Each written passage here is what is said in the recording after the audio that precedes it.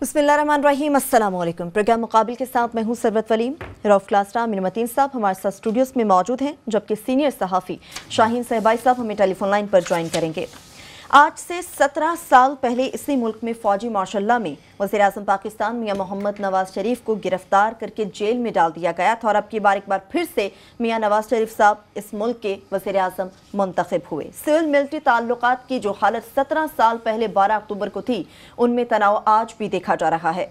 आज हम इस बात पर बहस करेंगे कि इन सियासतदानों ने 17 सालों में क्या सीखा, क्या नहीं सीखा, और क्या कभी पाकिस्तान के अंदर जमहूरियत मजबूत होगी, या फिर आने वाले 17 सालों के बाद इसी तारीख को बैठ के हम यहीं पर इस बात को डिस्कस करेंगे कि आखिर पाकिस्तान में जमहूरियत कब मजबूत होगी। जब हम अपनी दूसरी स्टोरी की जानिब बढ़ेंगे तो आपको बताएंगे कि पाकिस्तान के गैर म्यारी तालीमी निज़ाम की बातें हम करते भी रहते हैं, सुनते भी रहते हैं, लेकिन पाकिस्तान के असल मालिकान ब्यूरोक्रेट्स को चुनने के लिए हर साल CSS का जो इम्तिहान लिया जाता है, उस साल में इस साल जो अब नताइज सामने आए हैं CSS के, उसने सबको चौंका दिया है। 9000 से ज़ायद ऐसे उम्मीदवार हैं, जिनमें से सिर्फ 200 के करीब ही हैं जिन्होंने तहरीरी इम्तिहान को पास किया है। पाकिस्तान के गिरते हुए तालीमी मयार पर किसी को कोई तशवीश नहीं। पाकिस्तान के स्कूल्स, कॉलेजेस, यूनिवर्सिटियां नालायकों की एक नई फौज को तैयार कर रही हैं। क्या पाकिस्तान का मुस्तकबिल गैर महफूज होता जा रहा है? इस पर भी हम बात करेंगे। आमिर साहब, सबसे पहले आज की तारीख के हवाले से हम बात करेंगे। 12 अक्टूबर 1999 से कहानी चलती है। 18 अगस्त 2008 को वो परवेज़ मुशर्रफ के इस्तीफे पर इख्तिताम पजीर होती है और अब तक 17 साल गुजर गए। हमने क्या सीखा? वो पहले कहानियाँ सुनाने का जो एक तरीका होता था ना, कि एक अच्छी चीज़ है और एक बुरी चीज़ है, तो मैं समझता हूँ कि ये परवेज़ मुशर्रफ साहब का पाकिस्तान को तोहफ़ा है कि इस दफ़ा जो है, पहली दफ़ा 8 साल जो है 2008 से लें तो जमहूरी तसलसल चल रहा है, और 2018 में अगर इलेक्शन हो जाते हैं तो पाकिस्तान की तारीख में ये दूसरी दफ़ा सिर्फ होगा कि कोई भी प्राइम मिनिस्टर जो है अपना टेन्योर पूरा करेगा। क्योंकि 2000 उसमें पीपल्स पार्टी के दौर में 2 वज़ीर आज़म हो गए थे, गो के 5 साल पूरे कर लिए थे, तो वो लार्जली इस वजह से था। और ये जो मैं समझता हूँ कि काफ़ी हद तक जो एक प्रेशर बन गया है कि हमने मुशर्रफ साहब को जो देख लिया और उस पहले ज़ियाउल हक को जो देख लिया है कि जब भी कोई डिक्टेटर आता है तो उसके ज़ाती जो मफाद होते हैं वो आपके कौमी मफाद पे मुकद्दम हो जाते हैं। उनको हमेशा एक पैटर्न है कि अपनी परपेचुटी इन पावर, लंजेविटी या अपना पावर में रखने का जो है सबसे ज़्यादा उनके लिए इम्पॉर्टेंट होता है। उसके ज़रिए वो फिर जो मुल्क का सत्यानाश होता है। ज़ियाउल हक की बड़ी पुरानी बात होगी, आजकल की जनरेशन को याद नहीं है, सुनना पड़ता है, मगर मुशर्रफ का बड़ी रीसेंट है। तो वो जो 9/11 के बाद से जिस तरीके से हमें ख़ास तौर पे एक फ़ॉरेन पॉलिसी के हवाले से जिस उसमें डाल दिया गया कि कारगिल का ऐसा चाकू मारा कि वो अभी तक वो इंडिया से हमारा नहीं वो हो सका। अफ़गानिस्तान के साथ जो सूरत हाल मौजूदा चल रही है और जो मुल्क के अंदर ये जो तालिबान का जो सारा अंदरूनी चल रहा है, इसका लार्जली जो है ज़िम्मेदारी जो है ना वो मुशर्रफ साहब को है। मैं उनकी अभी थोड़ी देर पहले वैसे इंटरव्यू चल रहा था तो वो उसमें उनका ख्याल है कि उन्होंने बहुत ज़्यादा तरक्की की, और ये अक्सर लीडरान के साथ होता है। ये बीबी मोहतरमा को भी ये इस तरह का जोम था कि हमारे दौर में दूध और शहद की नहरें बहती हैं, और जो है परवेज़ मुशर्रफ साहब का भी यही ख्याल था। हालांकि वो अगर वो अच्छे फिगर्स थे इकनॉमिक्स के, तो इस वजह से था कि हमने अपने इंटरेस्ट जो थे मफाद फॉरेन पॉलिसी के इतने अमेरिका की झोली में पड़ दिए थे कि उसके ज़रिए वो एड ज़्यादा आ रही थी, उस वजह से वो फिगर्स अच्छे लगते हैं। ये नहीं कि पाकिस्तान की इकॉनमी जो है चल पड़ी थी। बुरी बात ये है कि उससे हमने कोई सबक नहीं सीखा कि ये कहने को ये जमहूरी तसलसल है और जमहूरी हुकूमत है, मगर इनके रवैये उनसे भी बुरे हैं। मैं समझता हूँ जिस तरह 5% प्राइम मिनिस्टर साहब जो है पार्लियामेंट में आए हैं, इनसे ज़्यादा तो ज़फ़रुल्लाह जमाली और शौकत अजीज़ शायद आ जाते होंगे, और वो रवैये जो हैं जमहूरी जो कि होनी है और जमहूरियत के जो समरात मिलने चाहिए थे, जिसका हम मेरे जैसे लोग और रूफ क्लासा जैसे लोग रोते रहते हैं कि हमारा इस चीज़ पे एक कंसिस्टेंट स्टैंस रहा है कि इस मुल्क के अंदर जो है ना जमहूरियत रहनी चाहिए। तो हमारे जैसे बड़े डिफेंसिव पे होते हैं लोग जब लोग कहते हैं कि जनाब ये गवर्नेंस है, मिस गवर्नेंस का ये हाल है कि थाना कचहरी का आगे से भी निज़ाम ख़राब है, कोई सुनवाई नहीं है, ब्यूरोक्रेसी का बुरा हाल है।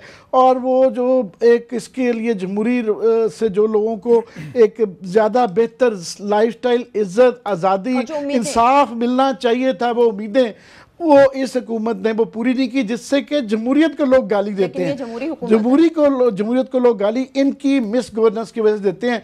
ये एक बुरी चीज़ है। सही। क्लासेस साहब, आज की तारीख, इसकी हैसियत और जिस तरह से हुक्मरानों के रवैयों पर आमिर साहब ने बात की, आप क्या कहेंगे? आमिर साहब ने तो इसका एक पॉलिटिकल उन्होंने इसकी साइड ली है। मैं थोड़ी सी इसकी डिफरेंट उस पर आता हूँ कि 17 साल पहले आज के दिन भी आपको सिविल मिलिट्री रिलेशनशिप में एक तनाव नज़र आता था। उसकी डिफरेंट रीजनिंग है। नवाज शरीफ साहब का अपना एक उनका वर्जन ऑफ हिस्ट्री है, जनरल मुशर्रफ साहब का एक अपना वर्जन ऑफ हिस्ट्री है। वो कहते हैं जी मेरे साथ ज्यादती की गई थी, मैं जहाज़ में था, मैं आर्मी चीफ था, आपने कहा कि आप उतर ही नहीं सकते, और मुझे इन्होंने गिरफ्तार करने के लिए एक आईजी भेज दिया था नवाबपुर में कि वहाँ उतारो। आईजी साहब में से बाय द वे राना मकबूल साहब थे, जो पंजाब से गए हुए थे, सिंध पे हुकूमत करने गए हुए थे। तो वो बाद में उनको नवाज शरीफ साहब ने सेक्रेटरी लॉ भी लगाया अपने उसमें, अपने पंजाब में, उन्होंने वहाँ पे जेल में भी रहे। खैर वो एक लंबी कहानी है। मैं एक और चीज़ देख रहा हूँ, आपने सवाल किया था कि हमने सीखा क्या है।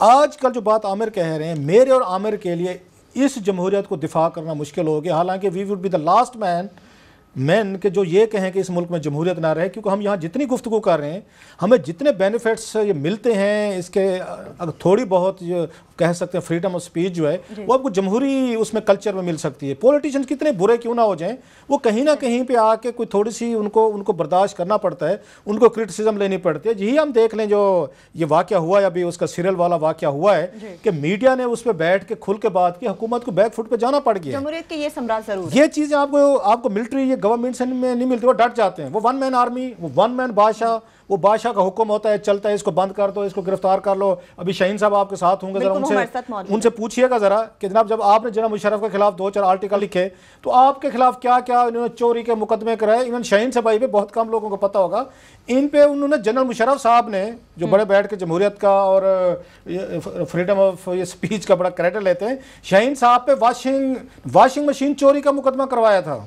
ये जनरल मुशर्रफ साहब ने, उनको गुस्सा ये है कि वॉशिंग मशीन से बड़ी चोरी का किसी का करवा देते, वॉशिंग मशीन का क्यों? भाई जैसे किसी दौर में पंजाब में आपको पता है वो जो होते थे अपने नवाब ऑफ कालाबाग जो थे, वो मुखालफिन पे भैंस चोरी के मुकदमे कराते थे कि बंदे को अगर आपने वो बिल्कुल उसकी वो करनी है तो मेरे ऊपर लगा देंगे कि राव साहब जो है ये गिलास चोरी करके ले गए। क्लासेस साहब, आप जो बातें करें, शाहीन साहब हमारे साथ मौजूद हैं, आपने क्वेश्चन तो उनको थ्रो कर दिया। उनको करते हैं, मैं सिंपल कंप्लीट करने दें। मैं उस पर सिंपल सा ये बता रहा हूँ, इन 17 सालों में उस वक्त जो रीजनिंग बनी थी इनकी टेंशन की, इनके मियाँ साहब की, उस वक्त के आर्मी चीफ से, ये जो जनरल उस वक्त थे जनरल मुशर्रफ थे, वो वजह ये थी कि जनरल तारिक परवेज़ जो थे, राजा नादिर परवेज़ के भाई थे, जो फैसलाबाद से एमएनए भी थे, मेजर भी थे, उनके भाई क्वेटा के वो थे, कोर कमांडर थे।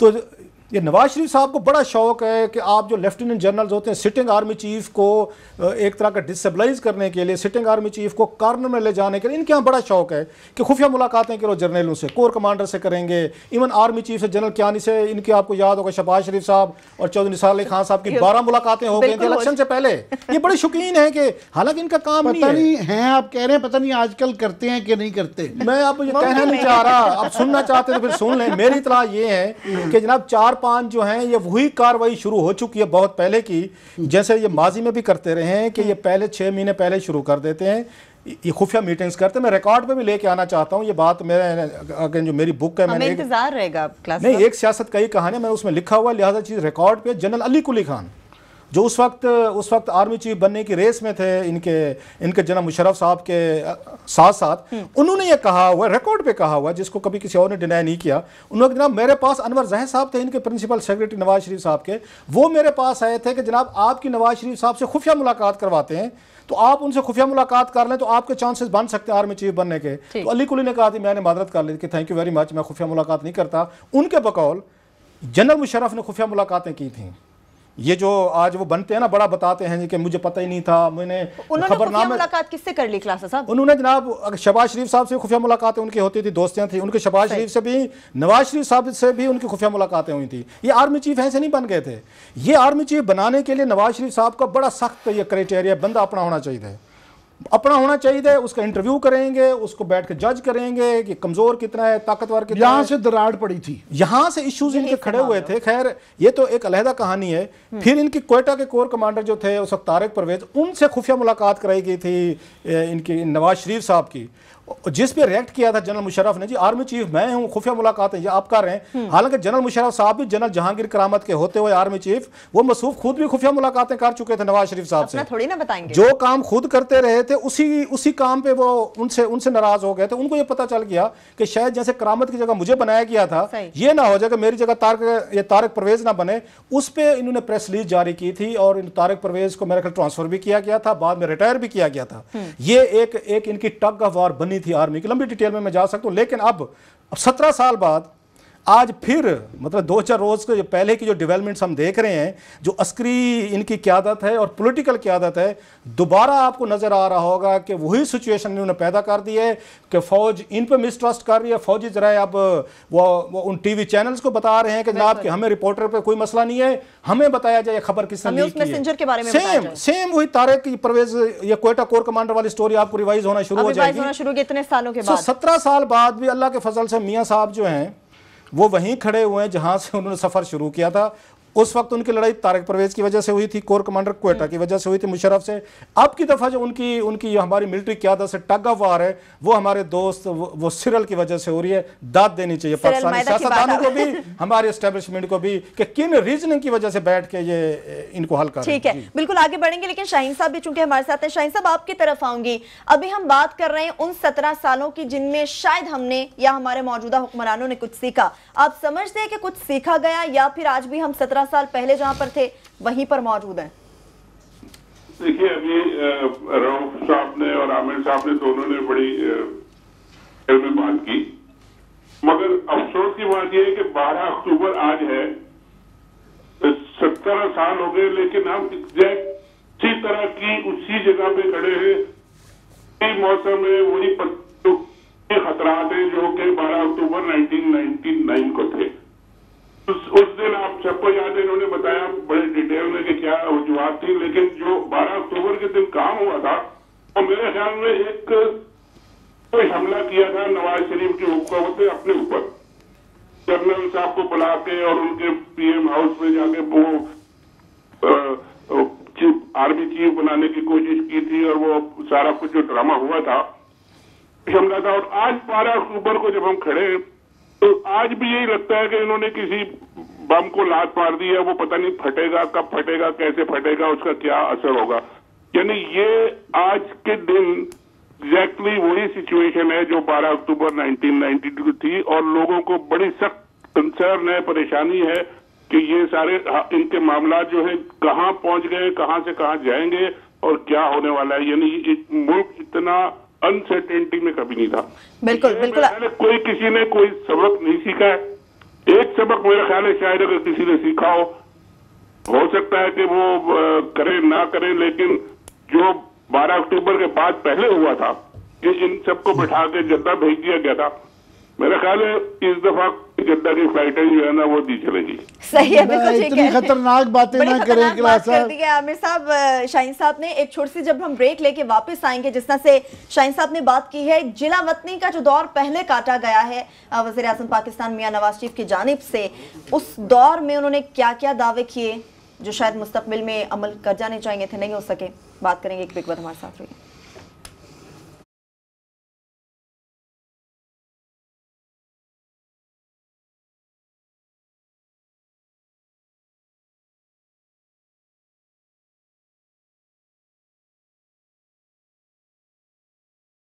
ब्रेक के बाद एक बार फिर से प्रोग्राम में आपको खुशामदीद कहेंगे।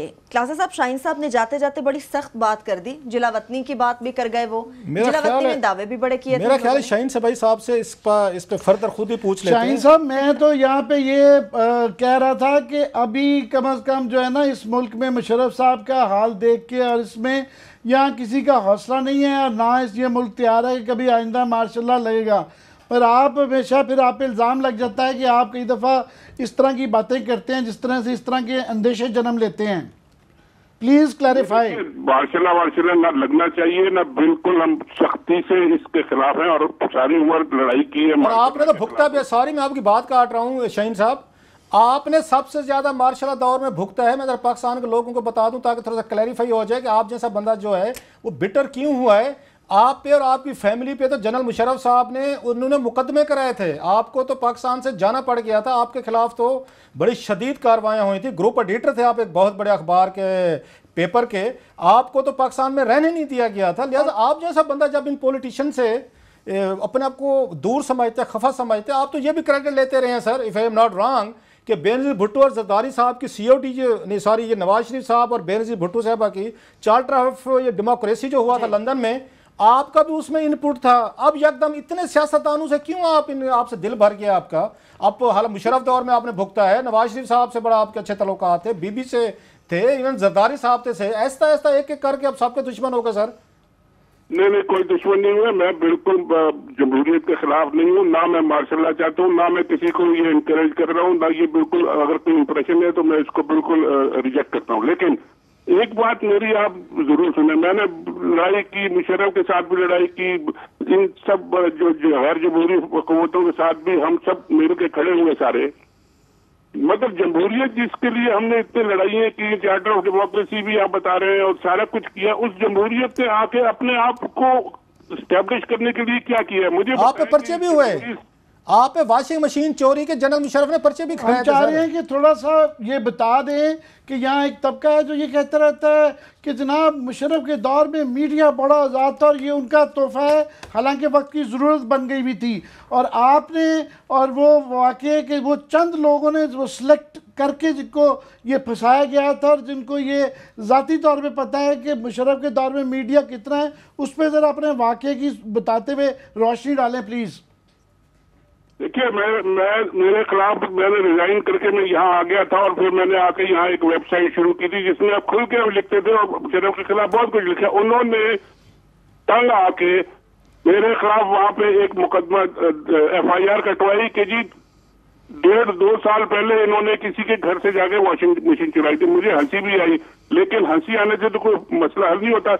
3 साल तक उन्होंने मेरे फैमिली के, मेरे इन लॉज के, उनके बच्चों को पकड़ के रखा और रऊफ साहब तो बहुत हमारी मदद की, डॉक्टर जफर अल्ताफ साहब ने बहुत मदद की और लड़ते रहे हम लोग। और ये लोग, आप लोग लड़ते रहे, आप लोगों की मदद से 3 साल बाद वो सारा का सारा केसेस बाहर निकाल दिए गए। लेकिन 3 साल सफर किया और आज तक मैं सफर कर रहा हूँ। जो फैमिलीज उस वक्त इफेक्ट हुई थी सारी, उनको 12-13 साल हो गए।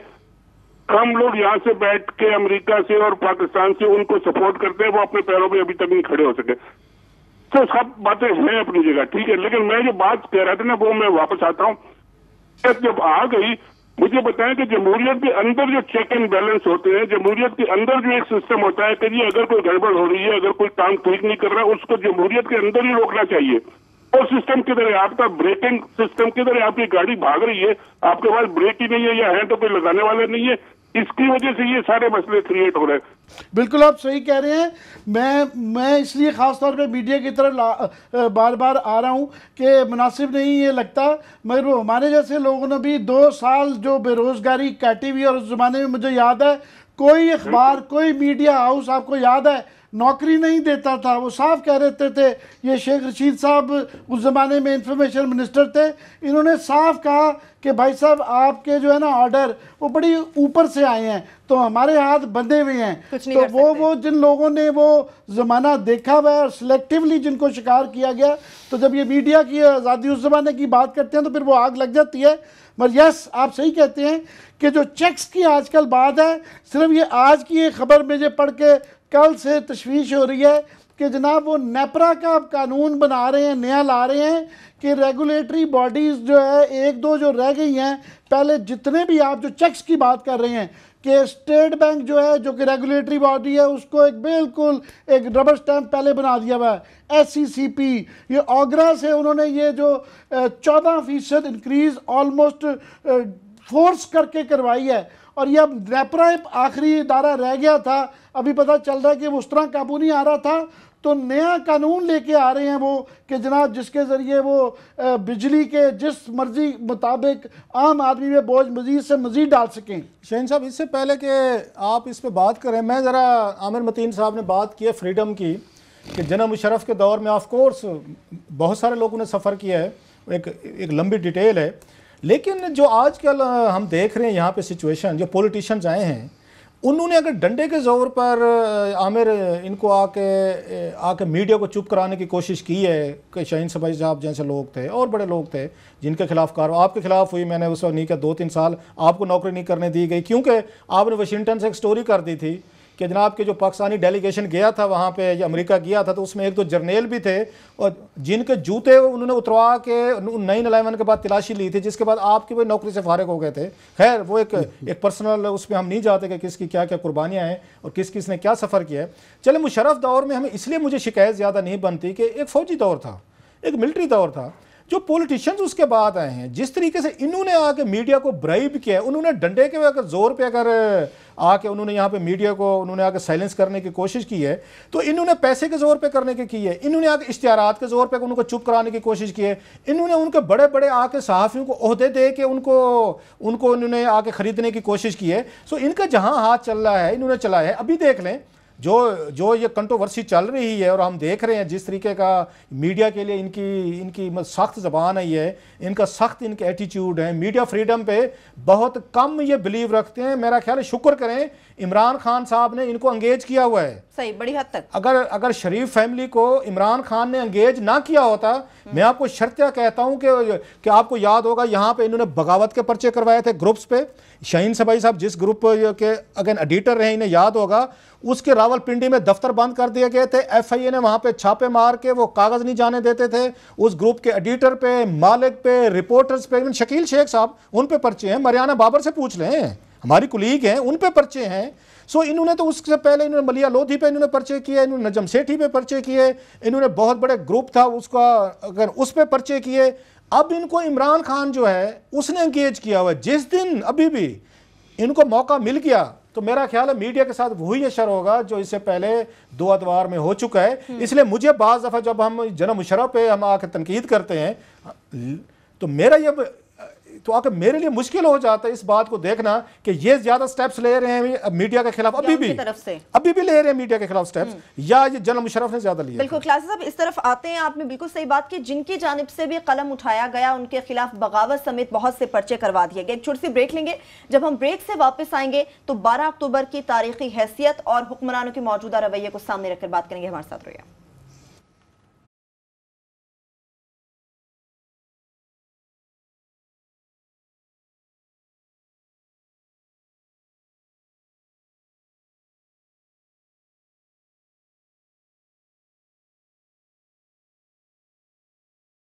ब्रेक के बाद आपको प्रोग्राम में एक बार फिर से हम खुशामदीद कहेंगे। आमिर साहब आपकी तरफ आऊंगी, मीडिया फ्रीडम के ऊपर चूंकि हम बात कर रहे हैं, आप समझते क्या वाकई ऐसा है कि इमरान खान अगर हालिया हुकूमत को इंगेज ना करें तो मुशर्रफ दौर और हालिया गवर्नमेंट के अंदर मीडिया फ्रीडम में फ़र्क मुश्किल हो जाएगा? नहीं, वो इमरान खान का हम इसलिए कह देते हैं कि हम 30 साल से नून लीग वालों को देख रहे हैं, इनके अंदर कभी भी बर्दाश्त का रवैया ना, हर दौर की दास्तानें हैं जो ये चंद तो क्लास साहब ने बयान की हैं, मैं और शाहीन साहब भी इस तरह की 10 और कर सकते हैं।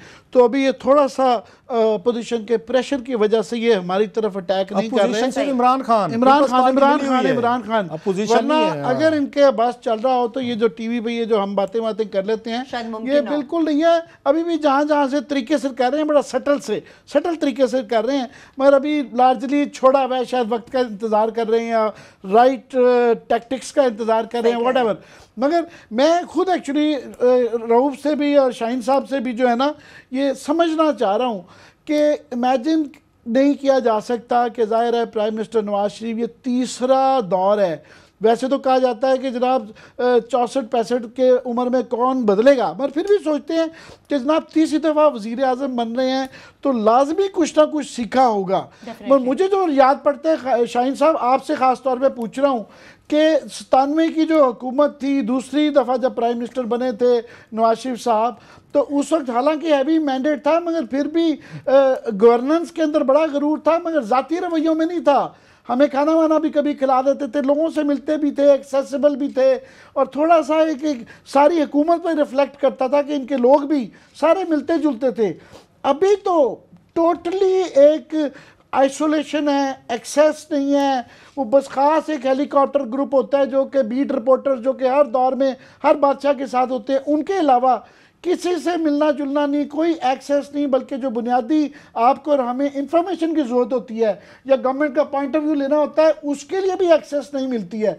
तो मैं ये समझना चाहता हूँ कि ये क्यों है, कि ये सेहत के मसाइल हैं, प्रेशर में हैं, या बस ये कोई स्ट्रैटेजी है? आप काबिल भरोसा नहीं है। हाँ, ये बेहतर है, आप काबिल भरोसा नहीं है। अपने आप को इस काबिल करें कि आपको बुला के आप पे भरोसा करके आपको बातें बताई जाएं या खबरें दी जाएं। जी शाहीन साहब, सॉरी शाहीन साहब पहले आपसे। जी, बात यह है कि देखिए जितना नवाज शरीफ ने गुजारा है, तीसरी दफा वो वजीर आजम बने, 2 दफा वो वजीर आजम बनने के बाद हटाए गए।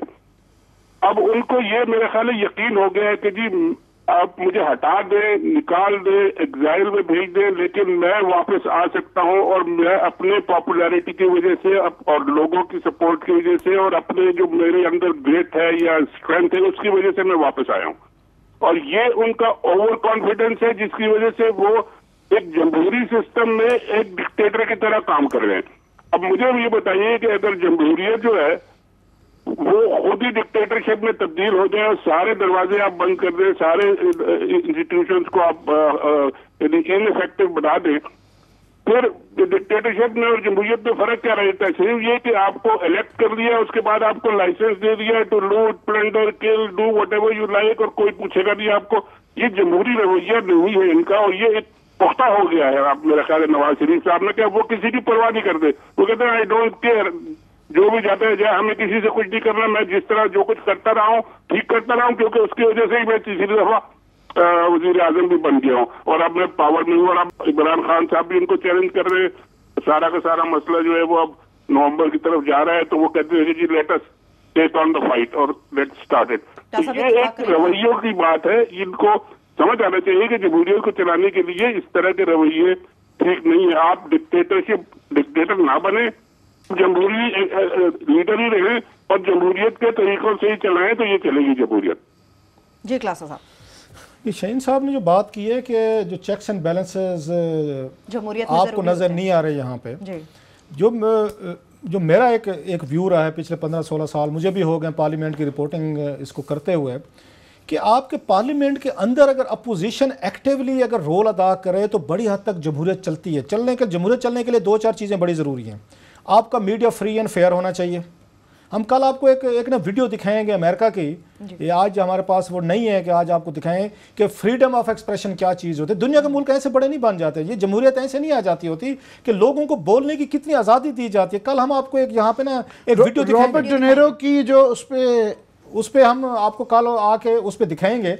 यहाँ पे आपके साथ जो प्रॉब्लम हुआ है कि अपोजिशन मिल गई है। अपोजिशन क्या थी? अब पीपल्स पार्टी सबसे बड़ा एहतसाब कर सकती थी, सबसे बड़ा रोल अदा कर सकती थी पार्लियामेंट में इस जमहूरियत को स्ट्रेंथन करने के लिए। पीपल्स पार्टी ने वीक किया। ये लाख कहते रहे हमने स्ट्रांग किया, नो, पीपल्स पार्टी ने जमहूरियत को स्ट्रांग नहीं किया, इन्होंने इदारों को मजीद रिग्ड किया है, मजीद कमजोर किया है। उसकी रीजन क्या थी? गिलानी साहब पे केसेस आना शुरू हो गए, उन पे स्कैंडल, राजा परवेज अशरफ साहब पे आना शुरू हो गए, जरदारी साहब पे वो वैसे आपको पता है उनके जन्म से उन पे मुकदमे बनते रहते हैं, मुख्तलिफ अदवार में बनते रहते हैं। लिहाजा उन लोगों ने आके पावर में जो उनके दौर की करप्शन, उसके ऑडिट पैरे आ रहे हैं, उसकी रिपोर्ट्स आ रही हैं। जब भी कोई बात करने की इनमें से कोशिश करता है तो खुर्शीद शाह साहब बात करें तो चौधरी निसार अली खां फाइल खोल लेते हैं, सेनेट में एतजाज हसन बात करें तो मुशाहिदुल्लाह साहब उनकी फाइल खोल लेते हैं। मैं आपको सिर्फ 2-3 मिसालें दे रहा हूँ। कोई बहुत बिलावल बात करे तो उधर शहबाज शरीफ साहब उनकी फाइल खोल लेते हैं कि अपने बाप से पूछो फलां चीज़ें कहाँ से आई हैं। पीपल्स पार्टी यहाँ आके अपनी करप्शन की वजह से कंप्रोमाइज़ हुई है, वो अपोजिशन करने के काबिल नहीं रही। अच्छा, एक वो बड़ा इदारा आपके हाथ से निकल गया पार्लियामेंट। इमरान खान जो है उन्हें पार्लियामेंट्री पॉलिटिक्स आती नहीं है, वो ये समझते हैं कि सड़क पे जाऊंगा, वो ये करूंगा, तकरीरें करूंगा, इससे हो जाएंगे, इससे खत्म हो जाएगा, ना सीखना चाहते हैं। खैर वो भी आपने कहा ना कि 64 साल की उम्र में बंदा क्या सीखेगा, वही वाला हिसाब इमरान खान पे भी अप्लाई करता है। उन्हें पार्लियामेंट्री पॉलिटिक्स का तजर्बा ही नहीं है तो सीखना नहीं चाहते। खैर वो अलहदा हो गए। इसके बाद नैब, FIA, वो हम सारी कहानी सुना चुके हैं। बच गया था मीडिया। मीडिया आपका यहाँ 80 से 90% कंप्रोमाइज हो चुका है। तो फिर आपके चेक्स एंड बैलेंसेस कहाँ से आएंगे? जमहूरियत इससे वीक होगी, इससे स्ट्रांग नहीं होगी। भाई असदुर्रहमान ने पूछ लिया मियाँ साहब से, एक एमएनए ने पूछ लिया, जो एमएनए का हशर किया कि वो आपके सामने है, उसका हक भी था। या कोरम नहीं आते, मियाँ साहब पार्लियामेंट नहीं जाते, वजीर इनके वहां पे उसमें इजलासों में नहीं बैठते, किसी वजीर से आप बात करके देखें, टीवी पे आपके साथ बदतमीजी पे उतर आते, अगला बात करने का मतलब आप डर के मारे सवाल नहीं पूछ सकते। वहां पे मैं आपको बार बार क्यों बता दूं, आरिफ अलवी साहब ने वहां नाम ले लिया था इसहाक डार का, उसमें उस पीएससी में, सर माफी मांगनी पड़ गई थी आरिफ अलवी साहब को, सारे पढ़ गए उनको कि जरूरत क्यों हुई आपका नाम लेने की, ये जमहूरियत की बातें करो फिर भी माफी मांगो। जी आमिर साहब, आप लास्टली कुछ कहेंगे, फिर हमें ब्रेक की तरफ जाना होगा। मैं बिल्कुल ये जो है बात के वो हुकूमतों पे, अच्छे मुआशरों में और डेमोक्रेसीज में, जमहूरियतों में, हुकूमतों में छोड़ा नहीं जाता, ये अपोजिशन होता है, उनके लिए मजबूरी ऐसे हालात क्रिएट किए जाते हैं कि उनके ऊपर चेक्स रखें। And I agree with this कि ये दुनिया भर में अभी वैसे ही लोग हुकूमतों पर भी नहीं रहते एक्चुअली, तो अभी अदारे इतने मजबूत हो जाते हैं या सिविल सोसाइटी इतनी मजबूत हो जाती है कि वो कोई भी प्राइम मिनिस्टर रहे या सदर रहे, उससे आम आदमी को इतना फर्क नहीं पड़ता। स्कैंडिनेविया में फॉर एग्जांपल लोग कोई किसी को पता ही नहीं होता कि ये इलेक्शन हो रहे हैं, क्योंकि अदारे इतने मजबूत हैं। सो वो अदारे अगेन वो घूम फिर के आ जाती है। कमेंट कर लूं, मेरे शाहीन साहब से छोटा सा कमेंट लीजिएगा, बस छोटा सा। इदारों की मजबूती देखें कि साहब वजीर आजम भी हैं, अपनी पार्टी के सरबराह भी हैं, छोटा भाई वजीर आला भी है, अपनी वहां सूबाई पार्टी का सरबराह भी है, ये जमहूरियत चल रही है। अभी इलेक्शन होने वाले हैं, पार्टी के मजीद देख लीजिएगा। आप जमहूरियत में चेक एंड बैलेंस तो बड़ा जरूरी होता है। लास्ट लाइन आपसे शाहीन साहब जानना चाहूंगी, जिसने क्लासा साहब ने कहा कि आज आके सिर्फ मीडिया बच गया था, आप क्या कहेंगे इस पे? देखिए मीडिया, रऊफ साहब ने बिल्कुल ठीक कहा कि जी 80-90% मीडिया जो है उन्होंने किसी न किसी तरह अपने काबू में कर लिया है, लेकिन इसका ये मतलब नहीं है कि मीडिया अपना काम करना छोड़ दे। जो भी जहां पे भी जिस तरह भी बात कर सकता है, लिख सकता है, कह सकता है, वो हमें करते रहना चाहिए। बाकी इदारों को भी अपना काम करना चाहिए। असल मीडिया का काम तो पॉइंट आउट करना है, मीडिया का काम फैसले देना नहीं है। बाकी इदारे जो है वो अगर सारे अपना काम छोड़ दें तो फिर तो ये एक वो फ्रेट ट्रेन है जिसमें कोई ब्रेक ही नहीं है, बस चल रही है, जहां जाके टक्कर जिसको मार दे, उसके अलावा और कोई इसका नतीजा नहीं निकलना। लेकिन इनको खुद सोचना चाहिए कि इसको कंट्रोल में रख के डिक्टेटर की तरह नहीं, जमहूरियत के तरीकों से कंट्रोल में करके चलाएं, तो ये चलती रहेगी, वरना इसका निजाम फिर ठीक नहीं होगा। बिल्कुल, जमहूरियत को अगर चलाना है, और जो मीडिया की आपने बात की है, मीडिया को सबसे पहले अपने दरमियान जो तकसीम है उसको खत्म करना होगा। जमहूरियत के लिए आप जैसे अजीम लोगों ने जितनी बड़ी कुर्बानियां दी हैं, आखिर उस जमहूरियत ने खुद को कितना एस्टेब्लिश किया है। सीनियर सहाफी शाहीन साहब हमारे साथ मौजूद थे, आपके कीमती वक्त का बेहद शुक्रिया। एक छोटी सी ब्रेक लेंगे, वापस आएंगे तो पाकिस्तान के गिरते हुए गैर मेयारी तालीमी निज़ाम पर बात करेंगे। हमारे साथ रहिए।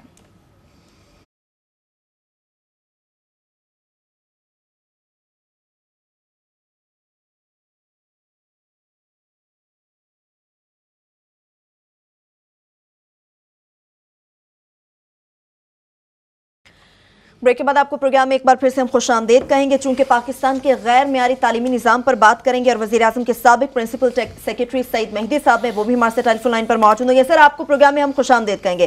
क्लास साहब, आपकी तरफ आऊंगी। पहले हम गवर्नेंस का रोना रोते रहते हैं, लेकिन गवर्नेंस बिगाड़ने में हमारे ब्यूरोक्रेट्स का कितना बड़ा हाथ है, मैं चाह रही हूं तफसीर आप हमारे साथ शेयर करें। थोड़ी सी एक छोटी सी खबर आपके साथ जो आई है और पड़ी अगेन, क्योंकि सिविल मिलिट्री रिलेशनशिप बड़े ख़राब चल रहे हैं, बाकी पॉलिटिकल इश्यूज़ हैं, जो की इश्यूज़ हैं वो आके इस डिबेट में दब जाते हैं। मैं एक ये कहने को छोटी सी खबर है, लेकिन इस पूरे मुल्क का जो अलमिया है ना आपको एक्सप्लेन करती है कि इस साल CSS जो है, जो एग्ज़ाम है जिस पे आप आके ब्यूरोक्रेसी सेलेक्ट करते हैं, जो मुल्क को चलाती है, यहाँ पे 9,643 उम्मीदवारों ने शिरकत की, तकरीबन 10,000 लगा लें, और 19,000 ने फॉर्म लिए थे। उनमें से 19,000 में से सिर्फ 9,600 समथिंग जो है इम्तिहान में अपेयर हुए, सिर्फ उसमें से 202 पास हुए हैं।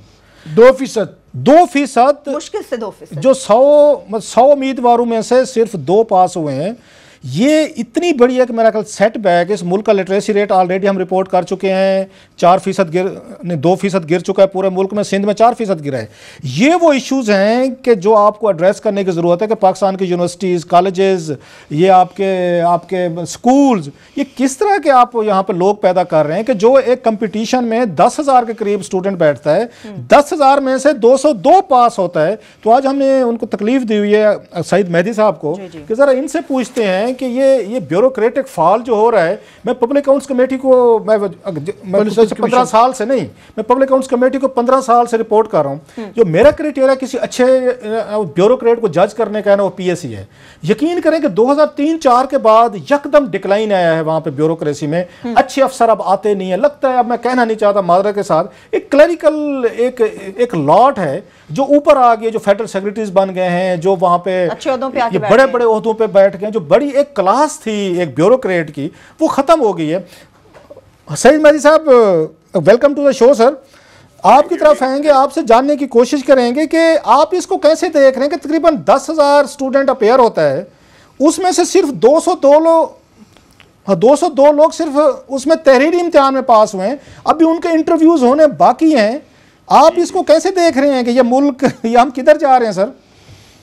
देखिए, बात ये कि जो इतने हजार लोग जो इम्तिहान में बैठ रहे हैं CSS के, इसकी एक वजह तो ये है कि एक अनएम्प्लॉयमेंट है मुल्क में, लोगों के पास अपॉर्चुनिटीज नहीं है। एक CSS का एग्जाम ऐसा है जिसमें हर शख्स, अमीर हो गरीब हो, सिर्फ पढ़ा लिखा होना चाहिए, वो इम्तिहान दे सकता है। उस इम्तिहान में अब प्रॉब्लम ये हो गई है कि जो हमारी मशरूम ग्रोथ हो रही है स्कूल्स की, कॉलेजेस की, यूनिवर्सिटीज़ की, उसकी वजह से जो स्टैंडर्ड्स हैं एजुकेशन के, वो हर दिन नीचे से नीचे जा रहे हैं। आप ग्रेजुएट्स को देख लें, मास्टर्स डिग्री लेकर जो आते हैं उनको देख लें, 1-2 लाइनें लिखना उनके लिए मुश्किल हो जाता है। तो इस चीज़ की आप, ठीक है, ये परेशानी और जो आपने अभी इजहार किया है कि इतने हजार लोग बैठे और उसमें से सिर्फ चंद 100 पास हुए, इसमें एक चीज तो आप अप्रिशिएट करें कि कम से कम पब्लिक सर्विस कमीशन ने अपने स्टैंडर्ड जो हैं वो लोअर नहीं करे, और जो लोग पास नहीं हो सके वो इस काबिल नहीं थे कि वो CSS के एग्जाम में पास होते। तो एक तो वजह ये है कि दूसरी वजह जो है वो ये है कि मेरा ख्याल है कि बेस्ट जो हमारे ब्रेन्स हैं वो शायद अब सिविल सर्विसेज की तरफ नहीं आ रहे, उनके लिए अपॉर्चुनिटीज और खुल गई हैं। कुछ लोग बाहर चले जाते हैं, कुछ लोग डिफरेंट फर्म्स में, मल्टी प्रोफेशनल फर्म्स में चले जाते हैं, कुछ हमारी जो नेशनल कंपनीज हैं उनमें चले जाते हैं। वहाँ उनकी सैलरी और उनका जो पैकेज है वो गवर्नमेंट के मुकाबले में बहुत बेहतर होता है। तीसरी चीज जो मैं कहना चाहूँगा कि सिविल सर्वेंट्स ने बड़ा रोल प्ले किया है, सन 47 से पहले भी, सन 47 के बाद भी। और आप अगर तारीख आप तो पढ़ते हैं माशाल्लाह, आप तारीख देखें तो जब ये कोलिशन गवर्नमेंट बनी थी मुस्लिम लीग की और कांग्रेस की, तो जो मुस्लिम लीग ने पोर्टफोलियो लिया था वो था फिनेंस का।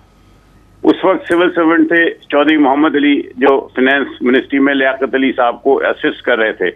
उन्होंने वक्त डाल दिया था नेहरू को, सो मच सो कि नेहरू एंड कांग्रेस फ्रस्ट्रेट हो गई और उन्होंने कहा कि यार ले लो पाकिस्तान, हमारा पीछा छोड़ो।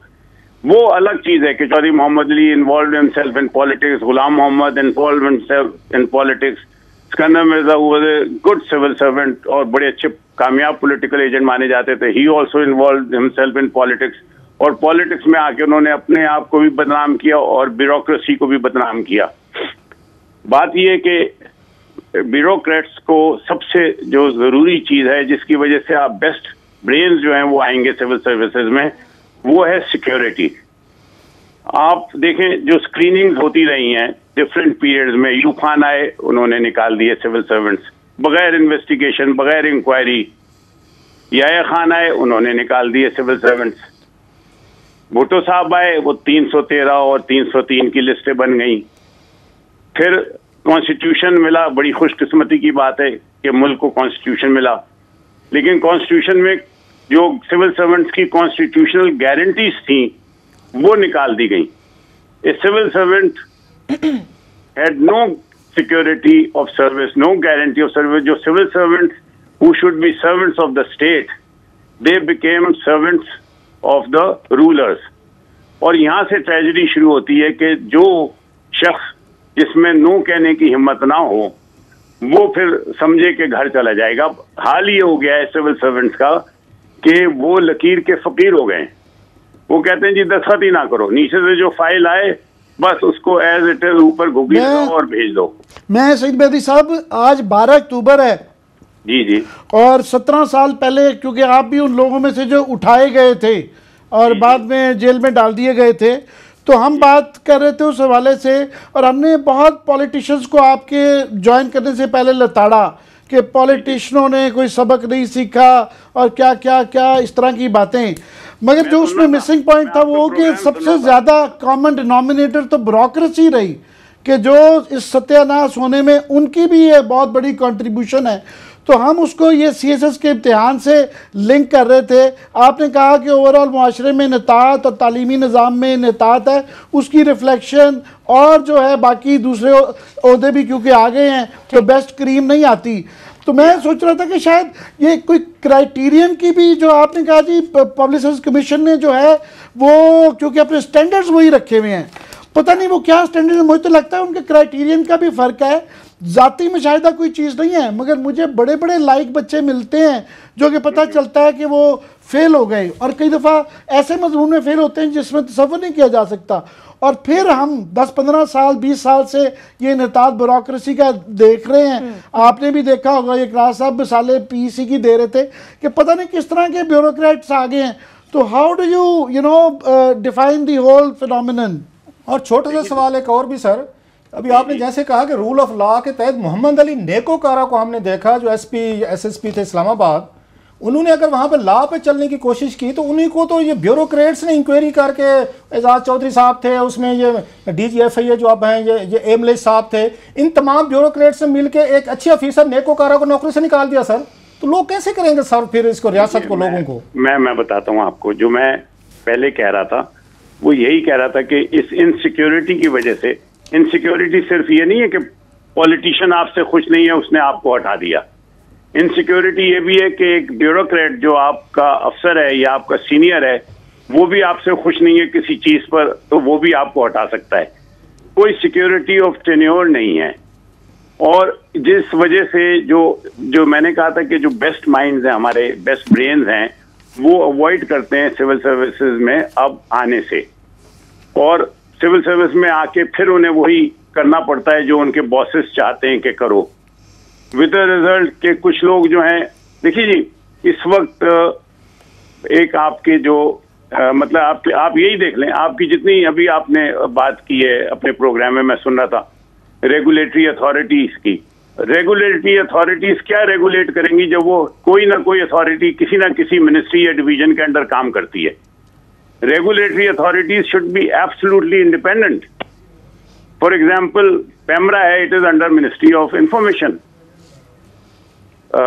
नेपरा है, वो ministry of water and power के नीचे है। ओगरा है, वो कैबिनेट डिवीजन के नीचे है।